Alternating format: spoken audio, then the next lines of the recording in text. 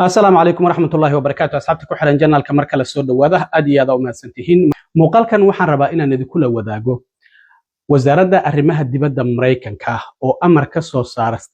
saarista viisayaasha la siinayo wadamada travel bank uu saameynayo madaxweyne Trump uu ku soo rogay sharcigan waxa uu si rasmi ah u dhaqan galay 1 bishan January oo maalintii Khamiista ku beegnayd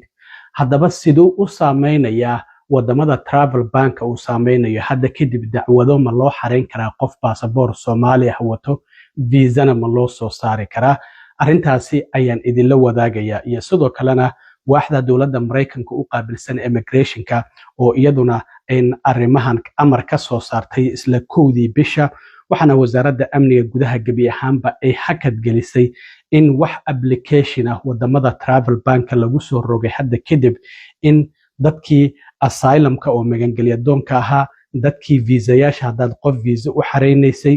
green cardka dadkii lahaa iyo dhammaanba in hakad la gelinayo arrimahaasi oo waan idinla wadaagaya madaxweynihii Venezuela oo habeen hore laga soo qabtay sariirtiisa caasimadda waddanka Venezuela ee Caracas xalay ayaa la keenay Mareykanka waxaana lagu xiray magaalada New York bari ayaa la filayaa in maxkamad la soo taago madaxweyne ku-xigeenkiisa ayaa xukunka la wareegtay waxayna arrintaasi ku tilmaantay afduub madaxweynahana si degdeg ah lagu soo daayay ayay tiri laakiin xog wasiirka amniga gudaha Mareykanka ayaa iyaduna digniin u dirtay waxay tiri waxa aan ku farayno waa inaad yeeshaa haddii kalena waa inaad meesha ka wareegtaa wixii ku dhacay Maduro ayaa kugu dhici kara maxay tahay shidaalka loo kala cararayo ee waddanka Venezuela ku jira shidaalka ugu badan oo ku jira ayaan idinla wadaagaya sidoo kale balse marka hore soo dhaw waxaan ogeyn in maamulka madaxweyne Trump ay travel ban markii hore 19 wadan oo Soomaaliya ay ku jirta ay ku soo rogeen markii dambana 20 wadan dib looga daray oo 39 wadan ay noqdeen arrintaasi marka hadda website-ka wasaaradda arrimaha dibadda Mareykanka ayaa qoraalkan lagu soo qoray 19kii bishii hore ee December ayuu soo baxay sida aad arkaysaan laakiin waxa uu si rasmi ah u dhaqan galay amarkan 1 bishan January oo hadda aynu ku jirno oo maalintii Khamiista ku beegneed waxa ciwaan looga dhigayba in la joojiyay soo saarista in viisayaal loo soo saaro ama dawladda Mareykanka ay siiso dadka ajnabiga ah si loo ilaaliyo ammaanka waddanka Mareykanka ayaa ciwaan looga dhigay marka waxay leeyihiin iyadoo la raacayo wareegtadii madaxweyne Trump uu saxeexay oo tirsigeedu ahaa 10998 oo lagu xadidayay dadka soo galaya ajnabiga ah ee Mareykanka soo galaya si loo ilaaliyo ammaanka Mareykanka taasi waxay si rasmi ah u dhaqan gashay 1 bishan January oo Khamiistii ku beegnayd sanadkan 2026 12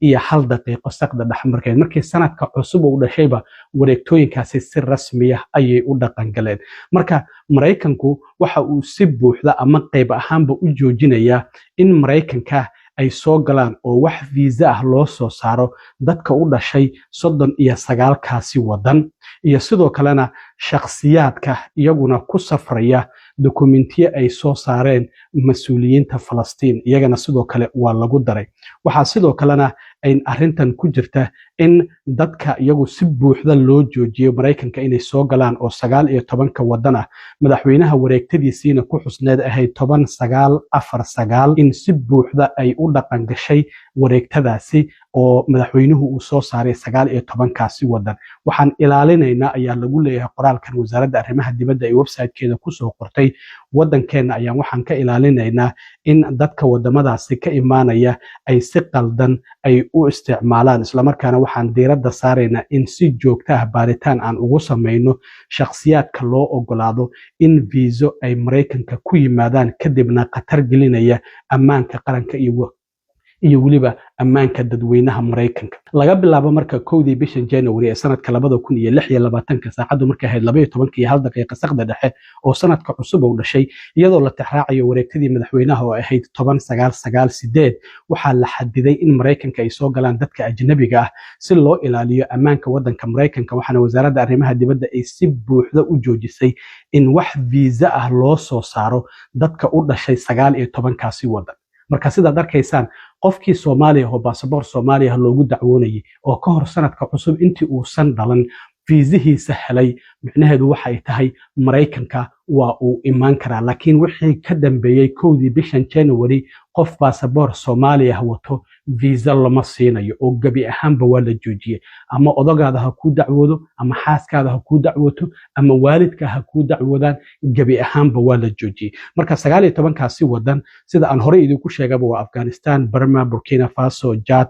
Republic of Congo, Equatorial Guinea, Eritrea, Haiti, Iran, Laos, Libya, Mali, Niger, Sierra Leone, Somalia, South Sudan, Syria iyo Yemen waxaa sidoo kale in laga reebo sidoo kale ku jirta dadka iyaguna Falastiiniyiinta dukumentiyadooda ku safraya marka waxaa laga reebaya oo exception ka ah oo loo ogolaanaya Mareykanka inay soo galaan dadka diplomatic ah oo viisayaal diplomatic ama sidoo kale kuwa kale oo rasmi ah oo dawladda Mareykanka ay u ogolaatay ku safraya sidoo kalena dadka iyaguna immigrant visa haysta oo isir ahaan ama diin ahaan wadankooda uga soo cararaya sida Iran oo kale oo wadankaas Iran oo kaliya ayaa taasi loo ogolaaday dadka dual citizenship haysta oo iyaguna laba passport haysta marka passport Kenyan ama Ethiopian hadii aad haysato micnaheedu waxay tahay waa lagu dacwoon karaa laakiin passportka Soomaaliga ayaa la diidaya sidoo kalena ayagu kuma jiraan dadkaasi qofkii dual citizenship oo passportkaasi kala nationality kala ah isagu suspensionkaasi kuma jiro oo banaanka ayuu ka yahay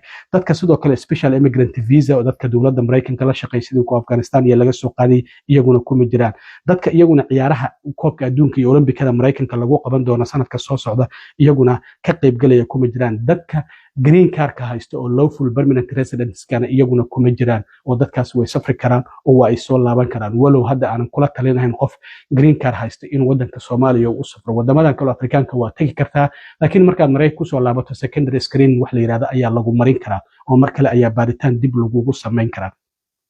sidoo kalena waxaa jirta laga soo bilaabo 1 bisha January oo khamiistii ku beegnay sanadka 2026 saqdi dhexe sidoo kalena waxaa jirtay in wadamadan kale oo iyaguna la xadiday in Mareykanka ay soo gali karaan kuwaasi si buuxda ayaa looga mamnuucay kuwana sidoo kalena waa la xadidaya dadka viisayaasha la siin karo wasaaradda arrimaha dibadda sidoo kale waxa ay leedahay wadamadan kale oo iyaguna 19 oo ay kamid yihiin Angola, Antigua and Barbuda, Benin, Burundi, Cote d'Ivoire oo Ivory Coast ah, Cuba, Dominica, Gabon iyo sidoo kalena Gambia, Malawi, Mauritania, Nigeria, Senegal, Tanzania, Togo iyo sidoo kalena Tonga, Venezuela, Zambia iyo waliba Zimbabwe iyagana waxaa laga mamnuucaya dadka non immigrant-ga B1 iyo B2 oo viisayaasha booqashada ah iyo sidoo kale viisayaasha F iyo M iyo J oo studentska dadka wadamadu ay isweydaarsadaan ardayda wadamadaasi kala aadaya iyo sidoo kalena visitor viisahaasi in gabi ahaanba laga mamnuucayo marka iyagana laga reebo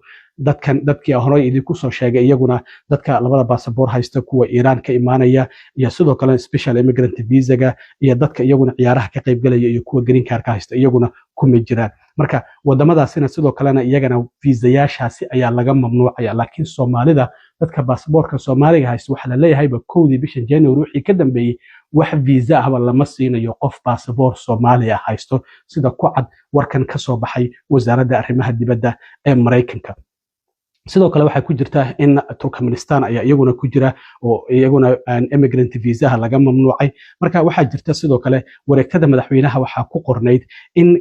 nuucyadan kala duwan ee viisayaasha iyaguna sidoo kale dadka haysta laga mamnuucayo in Mareykanka aysan soo gali karin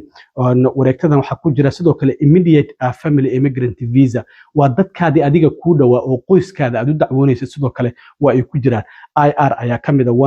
CR1 ayaa kamida IR2 ayaa kamida CR2 ayaa kamida IR5 ayaa kamida oo adoption visas ka la yiraahdo ilmahan aniga ayaa soo korsaday hadii aad leedahay IR3 ayaa kamida IR4 ayaa kamida IH3 ayaa kamida IH4 ayaa kamida iyo sidoo kalena Afghan special immigrant visa dadka iyaguna ku imaanaya saddex wasaaradood ayaa waxay iska kaashanayaan dadka viisayaasha loo ogolaan karo wasaaradda arrimaha dibadda wasaaradda cadaaladda iyo wasaaradda amniga gudaha saddexdaasi wasaaradood waxa ay leeyihiin shakhsiyaadka iyagu danta ay Mareykanka ugu jirto case by case ayaa loo fiirinaya macnaha qofkii dawladda Mareykanku ay u aragto in dan ay iyada ugu jirto ay ka faa'iideysan karto viisaha waa loo ogolaanaya ayaa la leeyahay marka saddexdaasi wasaaradood ayaa arintaasi iska kaashanaya waxay leeyihiin wareegtadan madaxweynaha oo tirsigeedu yahay 10998 waxa ay qabanaysaa dadka ajnabiga ah oo iyagu hadda ku sugan banaanka wadanka Mareykanka oo aan joogin laga soo bilaabo taariikhdaasi kuwaasi oo aan haysan visa sax ah laga soo bilaabay 1 January ee sanadka 2026 hal daqiiqo saqda dhexe wixii ka horeeyay dadka aan haysan visa sax ah oo dowladda Mareykanka ay siisay wadanka banaankiisana joogo ayaa wareegtadan ay qabanaysaa. Marka haddii visa lagu siiyay oo aad weli aadan soo safrin laakiin viisahaada uu sax yahay weli waa soo safri kartaa. Micnaheedu waxay tahay dad fara badan ayaa jira viisaha 6 bilood ayaa inta badan qofka la siiya. Marka viiso ayaa lagu siiyay sanadka cusub ee hadda 2026 inta uusan dhalan welina Mareykanka ma aadan u soo safrin. Micnaheedu waxay tahay marka Mareykanka waad u soo safri kartaa haddii viisahaada sax u yahay oo dowladda Mareykanka ay ku siisay. Marka waxay leeyihiin dadka ajnabiga ah oo xitaa haddii ay joogaan wadanka Mareykanka banaankiisa isla markaana haysta viisa sax ah ayna wareegtadan madaxweynuhu ma qabanayso. Waxay leeyihiin viisa la soo saaray ka hor 1 bishan January taariikhdu markay ahayd sanadka cusub 12 iyo hal daqiiqo viisahooda ma lagala laabanayo iyadoo wareegtadan la tixraacayo. Sidaan idin sheegay marka haddii viisahaada horey lagu siiyay Mareykanka waad imaan kartaa welina aadan u soo safrin oo ka hor bisha January lagu siiyay. sidoo kale waxay leeyihiin dadka viisayaasha codsaday oo iyagu wareegtadan aysan qabanaynin dadka wadamadaasi aanan ka imaanin waaye iyagu weli visa applicationskooda waa ay soo dirsan karaan isla markaana interview waa ay ballansan karaan. Laakiin waxaa laga yaabaa in loo diido in viiso loo soo saaro ama loo ogolaado inay Mareykanka imaadaan. Marka waxay leeyihiin weli dadka wadamadaas 39 aan ka mid ka ahayn viiso waa ay soo dalban karaan interviewna sidoo kale waa ay ballansan karaan. Laakiin waxaa laga yaabaa inaan viisahana la siinin isla markaana aan loo ogolaanin inay Mareykanka imaadaan. Marka sidaas ayaa sidoo kale wasaaradda arrimaha dibadda website-keeda qoraalka ku qoran uu yahay. Waxaa jirta sidoo kale wasaaradda amniga gudaha in ay tiri ilaa iyo 20 wadan iyaguna sidoo kale oo wareegtadaasi ay saameynayso laga bilaabo 1 bishan January waxaa hakad la gelinaya dadkaasi oo dib u eegis lagu sameynaya in viisayaal ay dadkaas application ay soo dirsadaan isla markaana la aqbalo. USCIS sidoo kale 2 bisha oo Jimcaha ahayd waraaqdan ayay soo saartay 5 bog ka kooban oo waxay leedahay waxaan hakad gelinaynaa oo dib u eegis aan ku sameynaynaa dhammaanba dadka applicationada soo xareystay. Marka haddii aad Soomaali ahayd oo application oo ku xareysnaa USCIS weli approve aysan ku siinin ama xitaa kiiskaadu uu marayay National Visa Centerka waxay leedahay wasaaradda amniga gudaha arrintaasi dib u eegis ayaan ku sameynaynaa dadka green cardka uu xareysan yahay dadka citizenshipka uu xareysan yahay iyo dadka asylumka oo megaliyondoonka waa dadka wadanka sharci darrada ku soo galay dhammaantoodba waxay leeyihiin dib u eegis ayaan ku sameynaynaa. Marka waxaa ku qoran qoraalkan ay soo saartay waaxda USCIS in sidoo kale ay qorsheynayaan in dib u eegis ay ku sameeyaan dhammaanba applicationada dadka soo galootiga ah oo ka yimid wadamadaasi laga soo bilaabo sanadkii 2021 ilaa iyo xitaa haddii kiiskaada weli uu bandin yahay isla markaana aan weli fiisa la siinin dadka aad u dacwoonaysay oo xitaa 2021 aad xareysay arrintaasi dib u eegis ayaa lagu sameyn doonaa. dadkaasi markii hore travel ban 19 wadan lagu bilaabay haddana 39 wadan la kaarsiiyay. ugu dambeyntii madaxweynihii Venezuela oo habeen hore laga soo qabtay caasimadda wadanka Venezuela ee Caracas xalay ayaa la keenay Mareykanka waxaana lagu xiray xabsiga ku yaala magaalada Brooklyn oo ku yaala Metropolitan Detention Center. waxaa la filayaa bari in la soo taago maxkamad waxaana madaxweyne ku-xigeenkiisii oo la yiraahdo Delcy Rodriguez ay leedahay howlgalka Mareykanku ay ka sameeyeen wadanka Venezuela waxa uu ahaa afduub sharci darro ah oo madaxweynahaasi lagu afduubtay degdegna waa in lagu soo daaya. sidoo kale waxay ku baaqaysaa dadka reer Venezuela in wadooyinka isugu soo baxaan ay mudaharaadaan laakiin waaba isku soo baxeen waxay mudaharaadayeen in xukunkii Maduro meesha laga tuuray xitaa dadka Venezuela ku dhaqan iyo wadamo kala duwan oo caalamka mudaharaad ayay sameynayeen. laakiin wasiirka amniga gudaha ee Mareykanka Christine Noem ayaa iyaduna digniin u dirtay madaxweyne ku-xigeenkaasi Trump waa kii shalay yiri inaga ayaa wadankaasi maamulayno. marka waxay leedahay waa in amradeena aad raacdaa. Trump xitaa shalay shirka jaraa'id waxa uu ka sheegay in wasiirkiisa arrimaha dibadda iyo madaxweyne ku-xigeenku ay qadka telefoonka ay ku wada hadleen. marka waxa anagu aan ku yeerina qaado haddii kale wixii ku dhacay Maduro ayaa kugu dhacayo ayaa la leeyahay. laakiin sababta horta Venezuela loogu kala cararayo maxay tahay? Venezuela waxaa ku jira shidaalka ugu badan ee ciriinka oo kayd ah waxaana ku jira ilaa iyo 3.3 bilyan oo fuusto oo shidaal ciriina. Sacuudi Carabiya ayay ka badan tahay, Iiraan ayay ka badan tahay, Canada ayay ka badan tahay, Ciraaq ayay ka badan tahay. Trumpna waa kii shalay yiri shirkadaha Mareykanka ee shidaalku waa inay tagaan Venezuela oo dib u dayactir ay ku sameeyaan goobaha shidaalka oo iyagu muddooyin aan dayactir lagu sameyn. Marka sababta loo kala cararayo oo loogu kala cararayo waddanka Venezuela waa shidaalkaasi darteed. Venezuela waxaa hadda ay soo saartaa waxa la leeyahay 1 milyan oo fuusto maalintii. Sacuudi Carabiya ayaa iyagu waxay soo saaraan 11 milyan halka Mareykanku 22 milyan ay soo saaraan. Marka shidaal fara badan waa uu ka buuxaa, laakiin waxaan jirin qaabkii loo soo saari lahaa maadaama waddankaasi cunaqabatayn in muddaha ay saaran. Marka waa sababtaasi shidaalkaasi faraha badan oo 3.3 bilyan oo fuusto oo shidaal ciriina oo ceelashaasi dhex fadhiyo oo Mareykanku uu doonaya inuu ka faa'iideysto isla markaana uu soo saarto. Wasiirka cadaaladda Pam Bonden waxay tiri madaxweynaha waddanka Venezuela waxaa si buuxda cadaaladda ugu mari doonaa, cadaaladda Mareykanka ayuu mari doonaa, ciidda Mareykanka ayuu ku mari doonaa, maxkamadaha Mareykanka ayuuna ku mari doonaa. Xalay waxaa la arkaya 2 farood isagoo taagaya markii diyaaradda laga soo dejiyey isla markaana xabsiga la geynay, isla markiina madax ayaa laga xiray. Ninkaasi habeen hore waxa uu seexday isagoo madaxweynaha, haddana waa maxbuus oo xabsi ayuu ku jiraa. Marka waxaa la yidhi adduunyadu waa harka labadiisa gelin. aad iyo aad u mahadsantihiin asxaabta. intaan mar kale kulmi doono waa saaxiibkiin Cilmi Waaro idinla sidaa iyo nabadgelyo.